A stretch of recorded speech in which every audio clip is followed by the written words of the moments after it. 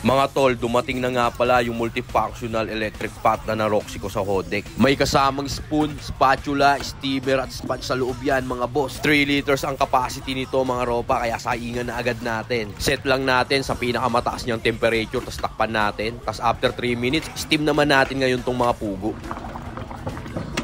Tas yan, hinaan na natin par, iin-inin na natin yan. Tas ayan na yung itsura nyo.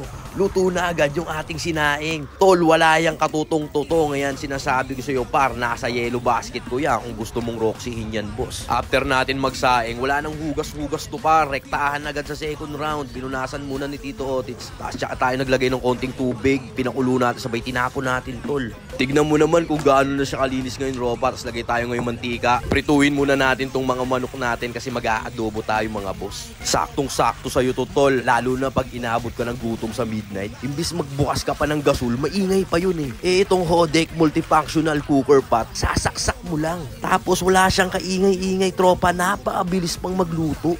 Pag nagluto ka ng kanton at ginagang itlog sa madaling araw par, swabing-swabing galawan mo rito sa Hodek kasi nga tahimik tol, tas mabilis pang makaluto. Ano ko ba naman? Sa sobrang bisa nito, pwede mong itabi sa pagtulog mo to, tropa.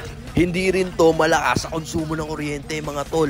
Kaya kahit araw-arawin mo paggamit sa kanya, safe na safe lang. Balik na tayo dito sa linuluto nating adobong manok mga tropa. Tas yan, lagay na natin yung quail egg. Inalug-alug ni Tito Otits yan tol para hindi siya dumikit sa ilalim. Kasi lumapot na yung sauce ng adobo natin mga boss. Tas yan na, hinaan na natin. Tas kunin na natin tong adobong manok natin na may quail egg mga boss. Ganyan lang natin kadali binasic ang pagluluto ng hapunan. Kaya kung trip mo to tropa, check mo, nasa yellow basket ko to.